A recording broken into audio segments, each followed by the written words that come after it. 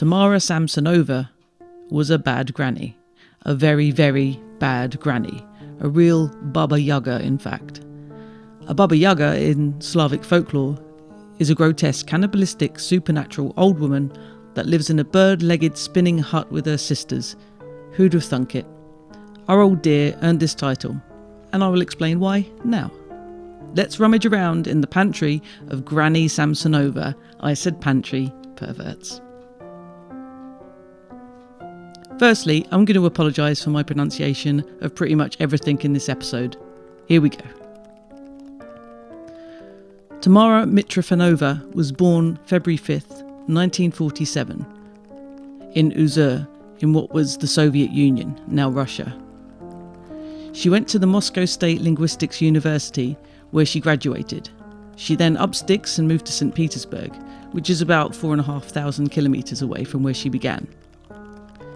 In St. Petersburg, she met Alexei Samsonova, and they married. In 1971, they moved into number 4, Dmitrov Street. Tamara worked for a period of 16 years at In Tourist Travel Agency and the Grand Hotel Europe until her retirement. So how did Granny get the Ripper moniker? Well, in the year 2000, Alexei, her husband, went missing. She called the police to report his disappearance. Believing he had run off with another woman, nothing more was done, and old Alexei was never seen again. Fast forward a couple of years and Tamara decides to get back into the swing of life and advertises a room for rent in the house, and she starts taking in lodgers. Now, these lodgers probably would have wanted to nose through her book collection, as well as an immoral pokey through her diary. If they were to do this, they may have decided to pack up and get the fuck out of there. She had quite the penchant for black magic and an unsettling interest in fellow serial killer and country person Andrei Chikatilo, aka the Butcher of Rostov, who brutally sexually assaulted and murdered at least 52 women and children between 1978 and 1990. But I digress. Her diary is more disturbing though, as having books on serial killers and the dark arts doesn't mean you're a psycho, okay? I'm just saying.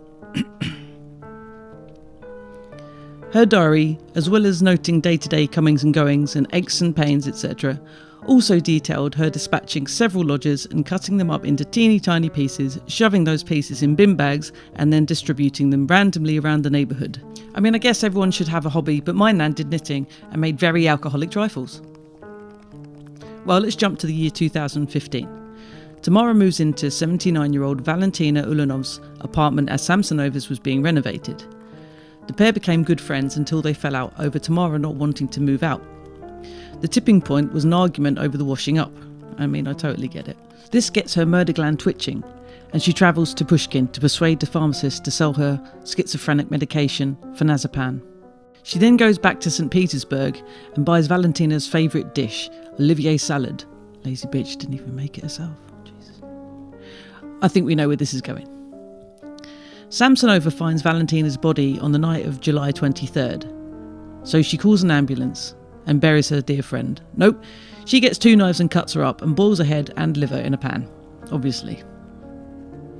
3 days later, parts of Miss Ulanov's body were found near a pond on Dmitrov Street.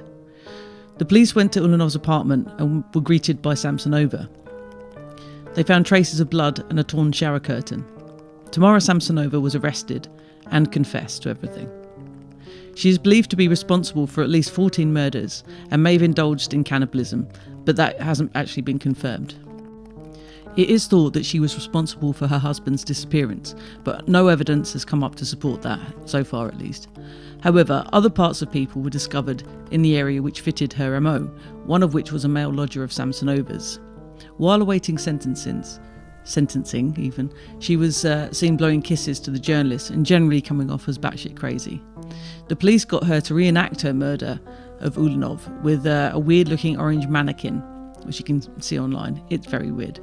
And you can see a video of Granny dragging heavy bin bags out of her apartment, looking like a little babushka, and also carrying a pot with her ex-friend's decapitated head in. She received a life sentence and is currently 75 years old. Well, what can we take from this? I think really don't piss Granny off is the takeaway from this. do your bloody washing up. And maybe just think twice when Granny brings you a salad. As always, we have to remember that real people lost their lives and friends and families were affected by their crimes. Unfortunately, I found very little about the victims. It is easy to get carried away with the sensationalism of these crimes, especially one like this, when the killer isn't your average idea of a serial murderer. But yeah, there you go. The Granny Ripper, or one of my favourites, Granable Lecter. Right, ciao cheese fam. See you for the next one.